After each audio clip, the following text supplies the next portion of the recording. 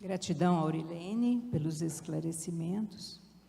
E a segunda parte do estudo de hoje, nós temos o prazer de receber o professor Emídio Brasileiro, que vai nos falar, fazendo uma síntese da obra do livro A Caminho da Luz, de Emmanuel, psicografado por Chico Xavier.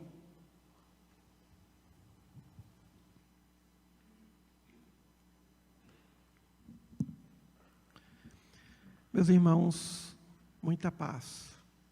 Que Jesus nos conceda muita força, muita esperança nesses tempos de transição.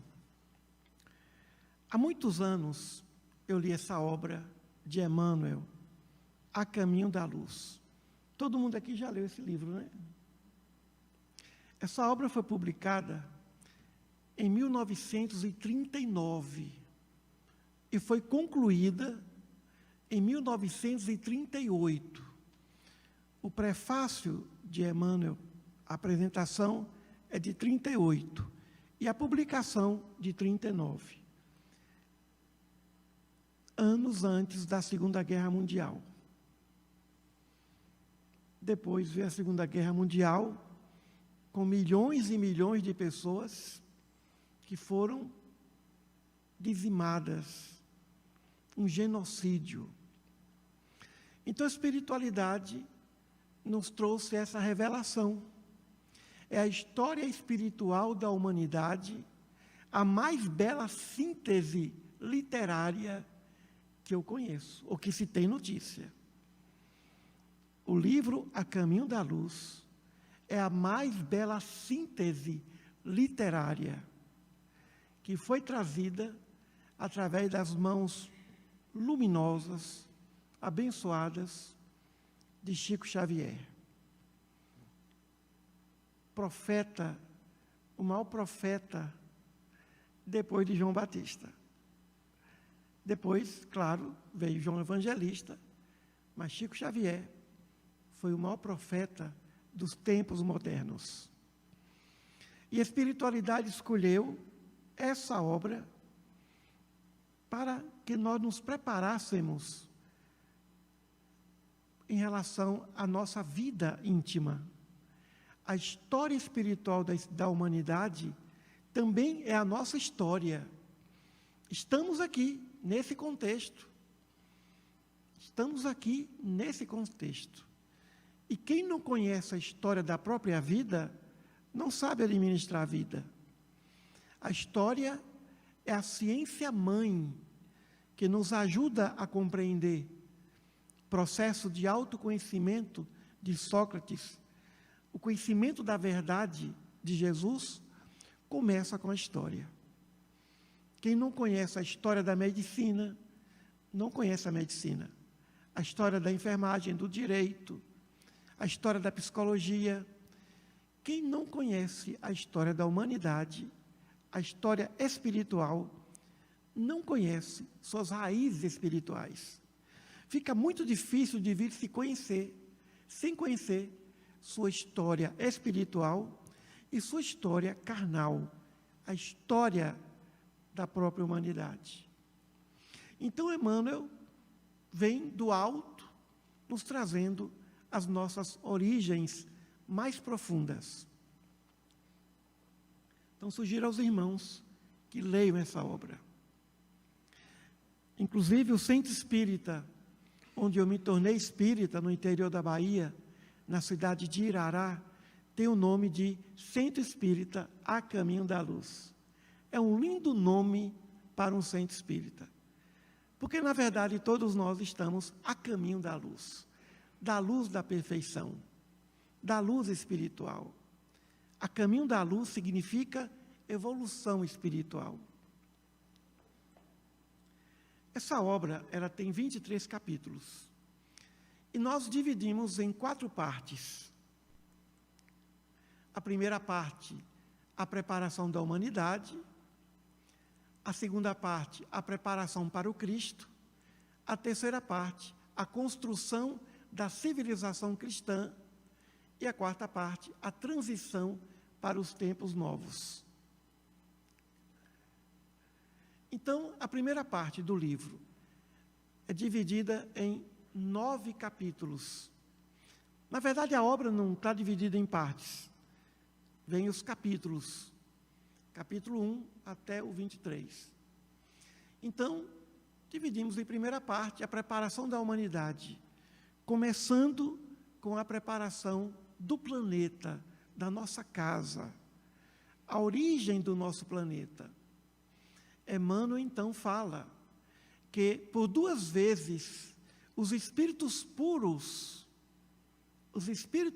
se reuniram para tomar decisões em relação à Terra.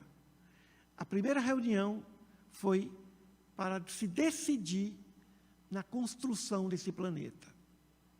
E a segunda reunião para se decidir a respeito da vinda de Jesus a esse planeta. Ele que foi o arquiteto, o orientador, o organizador desse planeta, dessa nossa casa. Então, os espíritos puros se reuniram 2 vezes. Impressionante, né? Uma pleiade de espíritos puros para se tomar uma decisão. Com isso, a gente aprende que o Senhor, o nosso Pai Celeste, se utiliza dos seus anjos puros para a construção de mundos, não só mundos físicos, mas também mundos espirituais, colônias espirituais. No prefácio desse livro, Emmanuel fala que Humberto de Campos, através do livro Brasil, Coração do Mundo, Pátria do Evangelho, ele veio trazendo a importância do nosso país em relação ao futuro do Evangelho. Mas aí vem Emmanuel, no Caminho da Luz, falando a respeito dessa necessidade de nos prepararmos a respeito de como nos conduzimos nesse planeta. Então, primeiro, o preparo, poeira cósmica e matéria interestelar, através de forças magnéticas, eletromagnéticas poderosíssimas, advindas do nosso Sol, os planetas que orbitam em torno do nosso Sol, nasceram de lá. Tudo que nós estamos vendo aqui veio das estrelas. Tudo veio das estrelas. No caso do planeta Terra, veio da nossa luz solar, da nossa estrela, que gerou planetas, que por sua vez geraram satélites. E Emmanuel fala sobre a necessidade da criação da Lua, como sendo fonte de equilíbrio eletromagnética para o nosso planeta. O planeta Terra necessita da Lua para se manter em órbita o tempo todo, para se manter em equilíbrio. O satélite não tem luz própria, mas tem uma função espiritual, que é organizar o sistema planetário para que ele mantenha essa ordem, esse equilíbrio sideral. Então, nesse capítulo, a Gênese Planetária, Emmanuel fala sobre isso. E Allan Kardec, no livro Gênese, trata desse assunto também. E Moisés, no Pentateuco, no livro Gênesis, também fala de forma simbólica a esse respeito. O segundo capítulo fala sobre a vida organizada. Os seres orgânicos, as primeiras células, os protozoários, ou seja, os animais, os vegetais, a forma de vida orgânica. Então, é todo um processo de milhões de anos para que pudesse essa casa receber a obra-prima de Deus, que é o Espírito. Então, vem a vida organizada. Olha o termo, vida organizada. Tudo que Deus faz é com organização, é com organicidade. Então, houve um processo. Os espíritos superiores, por intermédio, atendendo aos ditames dos espíritos puros, executaram muitos desses processos, contemplando o que nós chamamos hoje de a natureza. Então, é obra de muito amor. O planeta Terra é uma obra de muito amor. Isso aqui foi feito com muito amor. Depois vem as raças andâmicas. Aí vem começa a surgir o ser humano. Nesse processo, surgiram 2 tipos de seres humanos. O terráqueo natural, o que vem aqui no processo, e veio aquele espírito que foi degradado de um planeta, de uma constelação, de uma estrela chamada Capela, constelação de Capela. Então, alguns espíritos, ou muitos deles, que não acompanharam, vamos chamar de alguns, porque a maioria acompanha. Meus irmãos, a maioria passa de ano. A maioria passa de ano. Poucos alunos repetem. Então, aqueles espíritos repetentes, que evoluíram intelectualmente, mas não evoluíram moralmente no sentido de amor, tiveram que sair de lá. E Emmanuel fala que saíram da constelação de Capela e vieram para o planeta Terra, contrariados. Contrariados. Emmanuel fala que ninguém veio aqui feliz, porque foram rebaixados. Saíram de planetas evoluídos, mas eles não acompanharam, estavam atrapalhando os que queriam fraternidade. A humanidade daqueles planetas, ou as humanidades daqueles planetas, queriam fraternidade, amor, respeito, justiça, e aquele grupo, ou aqueles grupos que não contribuíram, foram obrigados a sair dali. Viria para planeta Terra ou para outro planeta. Certamente foram para outros planetas também. Que é o caso dos hindus, dos egípcios, dos chineses, formando essa civilização, a civilização humana. E vieram para contribuir com os espíritos terráqueos, aqueles mais simples, ignorantes.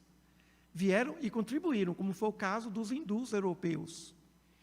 Desses espíritos todos que foram degradados, que chegaram até a Terra como esse castigo, os que foram mais maleáveis, compreensivos, foram os egípcios. Então, a civilização egípcia foi constituída desses espíritos degradados, dotados de muito conhecimento científico, e que souberam compreender e aceitar essa condição de degradado. Por isso que eles foram os primeiros a voltar, a reencontrar seus afetos, seus amores. A angústia de um espírito sair de uma sociedade de familiares e não poder acompanhar esses afetivos, esses espíritos amigos, seus afetos mais profundos, porque não acompanharam a evolução deles. A alma gêmea é toda alma que sintoniza conosco, seja num padrão superior, seja num padrão inferior. Depois que esses egípcios, aqueles milênios dos egípcios, portadores de uma ciência complexa, e Emmanuel trata aqui de detalhes, fala das pirâmides, eles voltaram e tiveram a bênção de Jesus de voltarem para sua família espiritual, que já estava em outro plano. Quem sabe nós saímos do paraíso perdido. O paraíso perdido é aquele complexo, aquela sociedade feliz, fraterna.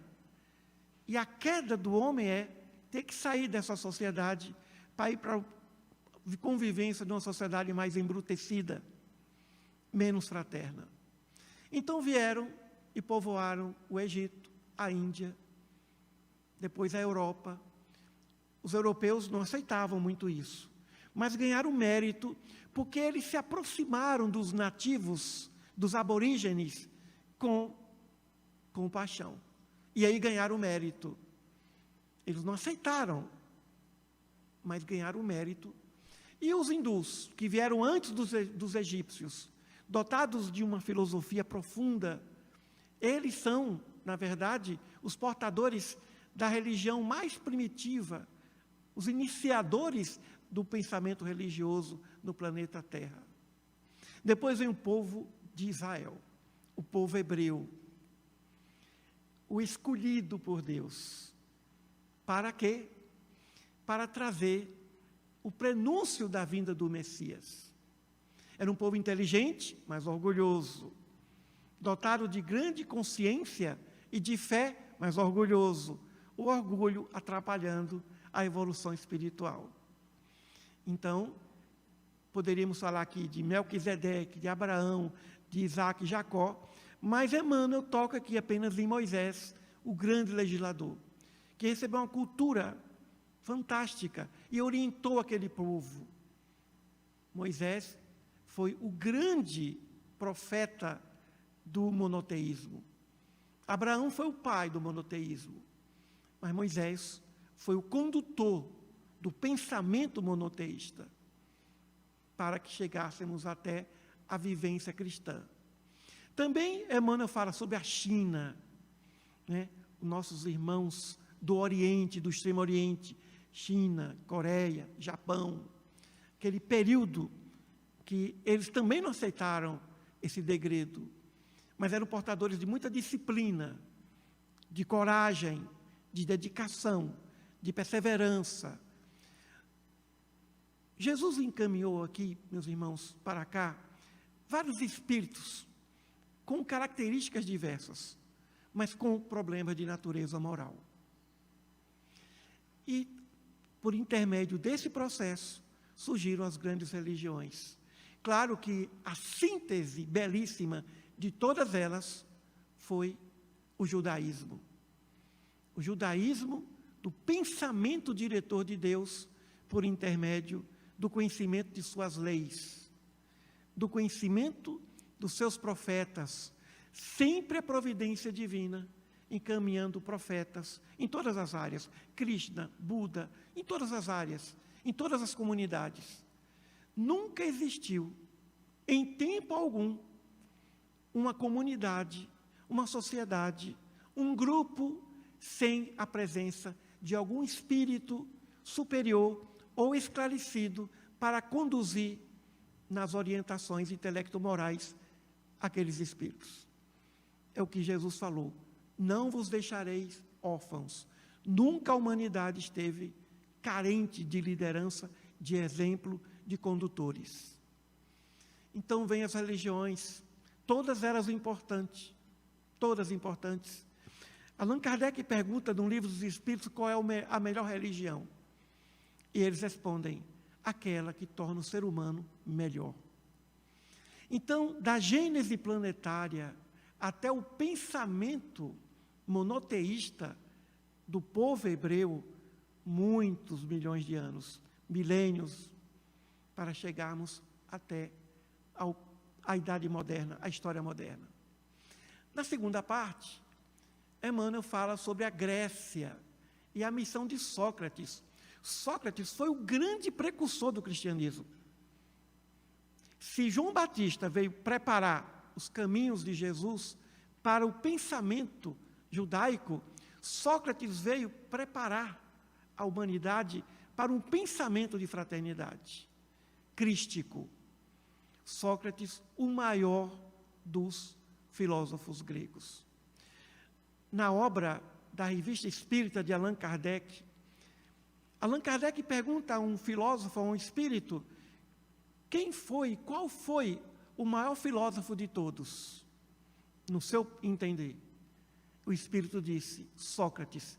E hoje, agora, você que está no plano espiritual, o que você pensa? Sócrates. O grande precursor do pensamento crístico. Depois veio Platão, o grande precursor da doutrina espírita, da imortalidade da alma, das vidas sucessivas. Depois veio o pensamento aristotélico, mas sempre Sócrates, inspirando aquela geração. Também Pitágoras foi um grande filósofo, no mesmo pensamento socrático. Então a Grécia vem sistematizando.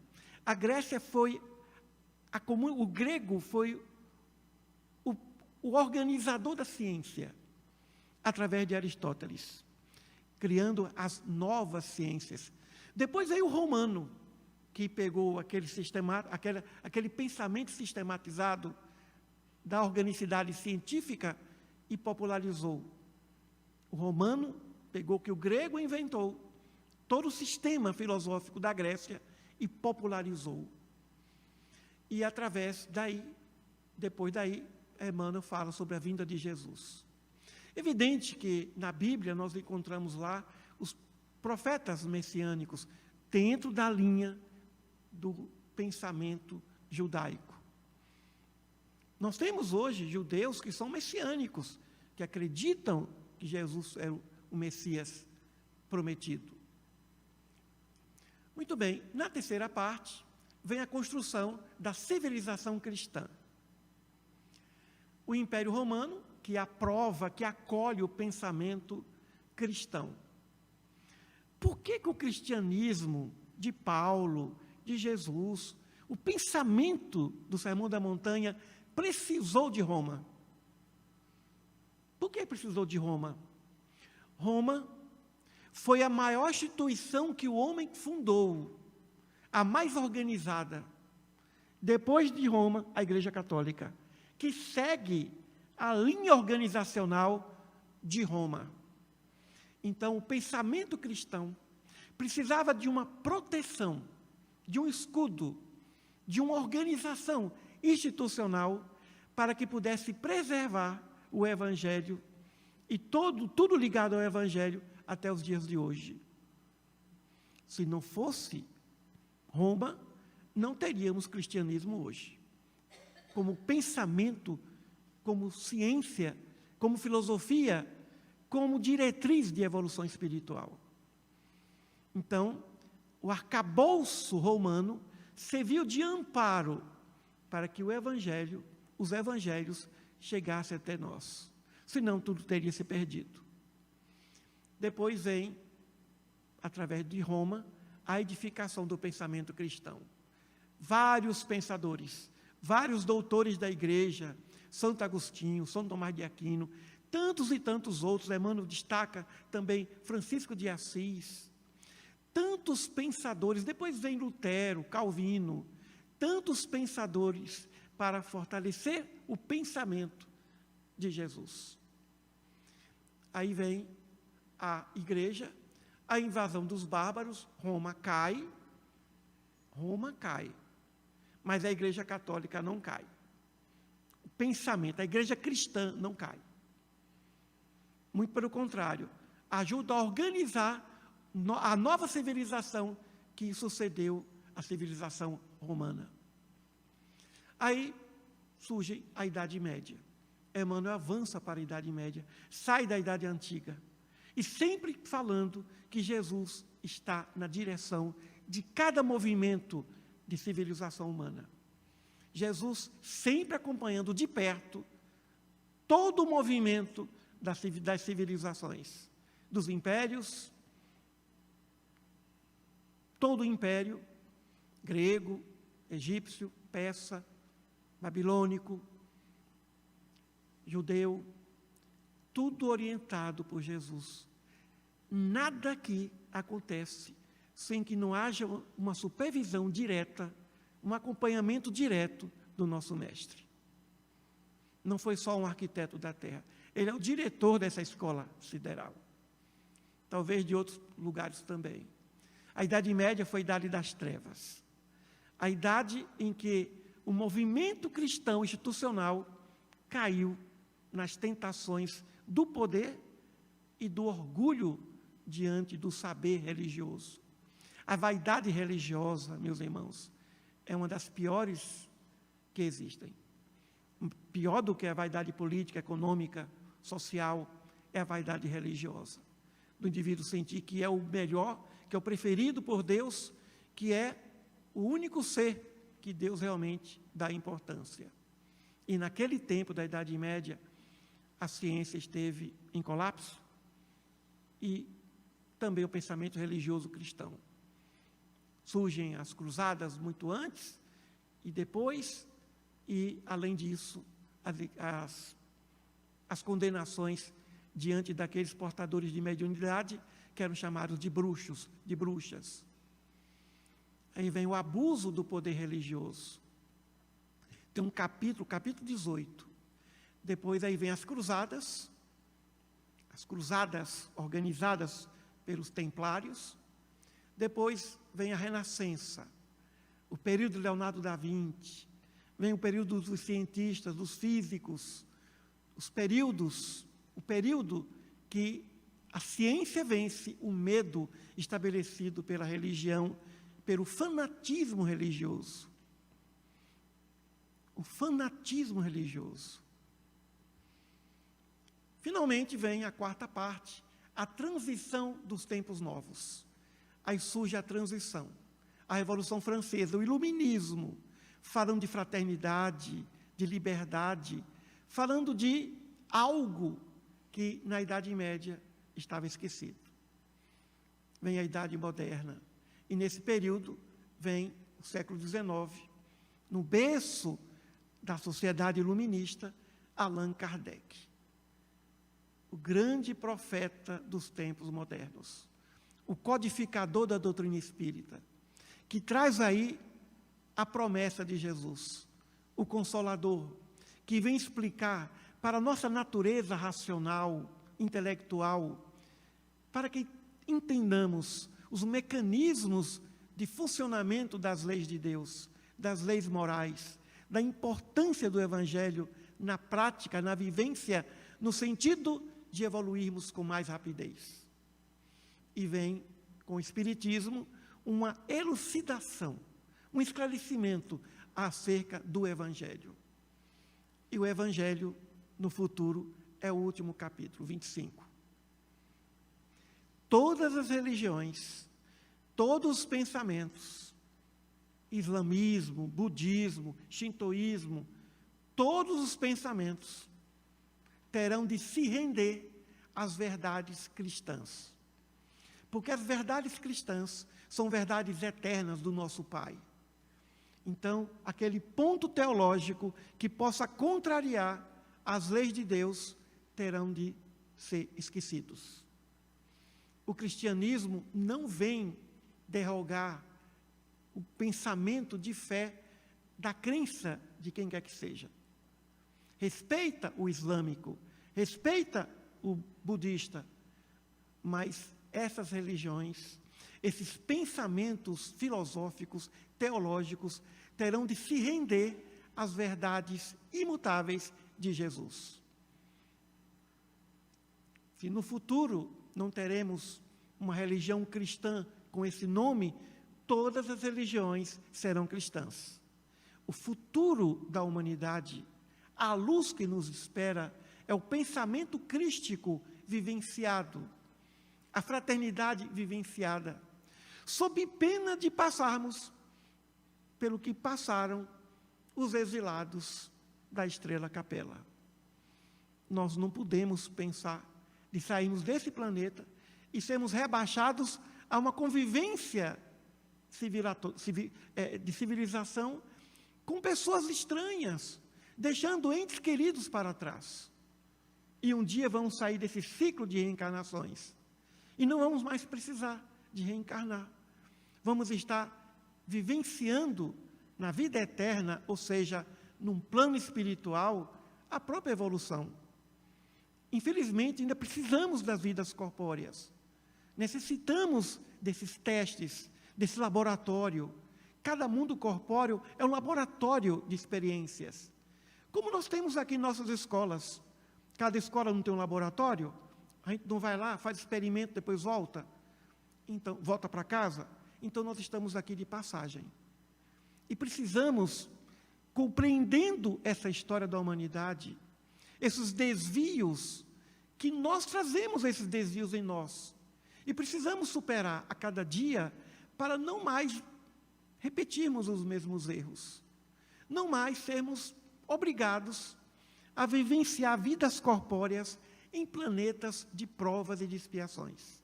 Porque quando a Terra chegar a ser o planeta de regeneração, de fraternidade, de justiça, é evidente que aqueles que ainda estão na faixa da injustiça terão de ser afastados. Isso nos mostra uma coisa. Isso nos mostra uma coisa, que esse planeta não acabará. Há um controle sobre isso aqui. O O futuro da Terra é o mesmo futuro das comunidades corpóreas da constelação Capela.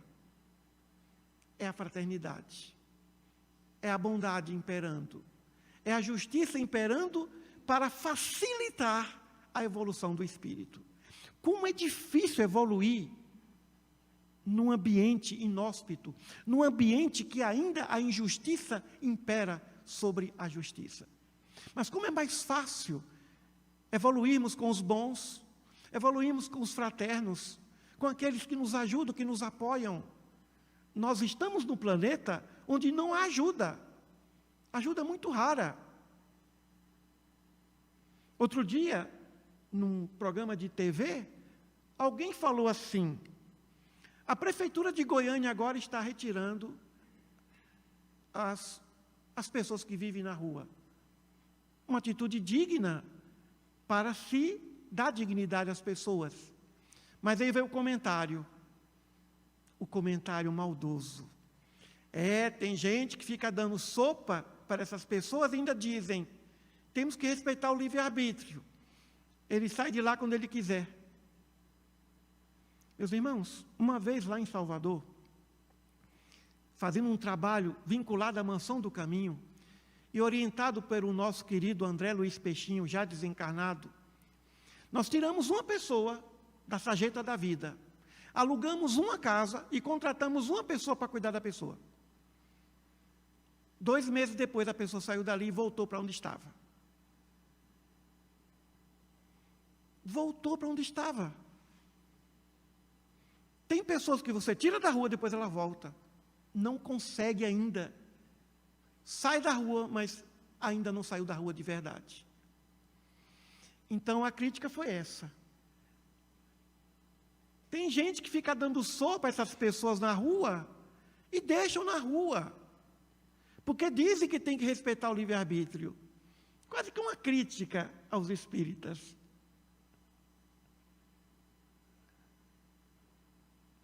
Quando Jesus disse ao paralítico: levanta e anda, ele apenas disse: levanta e anda. Mas ele não disse para onde deveria ir. Alguns voltaram para casa, outros o seguiram. Mas andar significa levanta e evolui. O que nós precisamos em nossas atividades de caridade é mantermos o amor a essas pessoas. E quando fazemos isso, a espiritualidade também atua. O anjo da guarda de cada um ali está. Mas também cabe à sociedade, cabe ao governo municipal, ao governo estadual e federal, dar um suporte para que essas pessoas tenham dignidade. E a falta de dignidade começa com as injustiças sociais. Como é triste não ter emprego. Como é triste não termos oportunidade de trabalho. Quanto talento que existe por aí e que não tem oportunidade. No planeta de provas e de expiações, ainda a injustiça prepondera sobre a justiça. E isso atinge principalmente as pessoas menos favorecidas materialmente.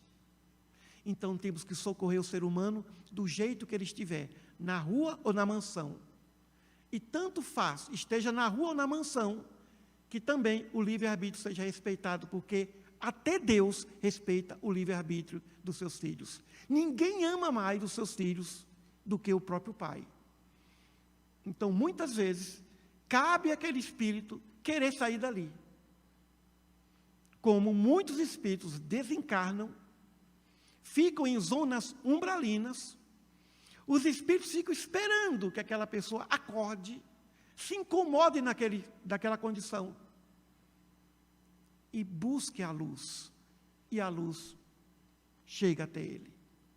É verdade que existem espíritos num sofrimento tão atroz que nem têm condições de tomar uma decisão. Aí cabe a cada um de nós e ao sistema, à sociedade, aos governos, dar o suporte para que essas pessoas que não têm nem como exprimir suas vontades, saiam daquele relento, daquele frio, para não serem objetos de abusos, de violência de toda a ordem. O espírita tem dado bons exemplos de assistência. As nossas sopas podem não resolver o problema social, mas acalma, mas dá um pouco de esperança e faz com que cada um ali pense: realmente, eu não sou tão pior quanto eu penso, porque alguém se importa comigo. Alguém trouxe cobertor, alguém trouxe roupa, alguém trouxe sopa. Nesse sentido, as atividades espíritas dão exemplo. Dentre as atividades cristãs, o espiritismo realmente valoriza que fora da caridade não há salvação. Não é fora da verdade, é da caridade. E caridade é assistência com amor. Caridade é assistência com amor. E foi o que faltou para aquele grupo de capela que foram trazidos para cá. Muitos inteligentes, desenvolveram a ciência em alto nível, como em Atlanta, em alto nível. Construíram aquelas pirâmides numa arquitetura que até hoje o homem desconhece. Uma ciência até hoje desconhecida para nós. Mas faltava a fraternidade. Faltava o amor incondicional. Então, o futuro do Evangelho é a caridade sem condições. Então, espero que no futuro também, ou esperamos, que esses pensamentos cristãos se envolvam com as verdades espíritas, espirituais. O futuro das religiões é o espiritismo, talvez não como rótulo, mas como verdade. Caberá aos católicos, aos protestantes, assimilarem aos islâmicos, assimilarem o cristianismo à luz da doutrina espírita. À luz da doutrina espírita. O espiritismo não é uma religião, é a religião. Não é uma ciência, é a ciência. Não é uma filosofia, é a filosofia. Que vem levedar a massa toda.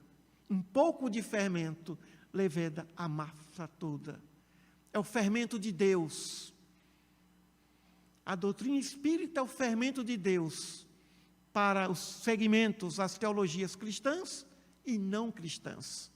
O futuro das religiões é a doutrina espírita, é o pensamento espírita de qualquer religião, que é o Evangelho redivivo, o pensamento de Jesus consolador.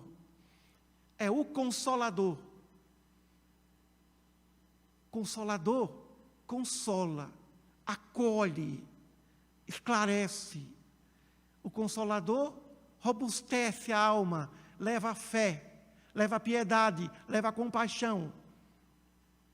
E esse é o objetivo de todos nós espíritas que estamos aqui. Então, temos que respeitar mesmo o livre-arbítrio das pessoas. Não adianta tirar sem amor, porque vão voltar. Tem que ser com amor, com sentimento, valorizando o ser humano. Não como quero limpar a cidade. Quero eliminar a cidade. Não quero ver esmolé nas cidades. Não é esse. Vamos limpar o egoísmo.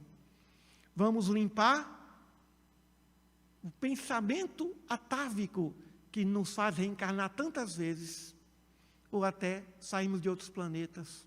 Quem sabe nós nos viemos de outros mundos mais evoluídos e não acompanhamos. Então, meus irmãos, a leitura dessa obra é uma obra de reflexão, para nós vermos a nossa própria história, o que queremos de nós. O que queremos de nós. Aqui explica o nosso ponto de partida e nos promove que estamos todos a caminho da luz. E essa luz é Deus. Muita paz a todos e até a próxima.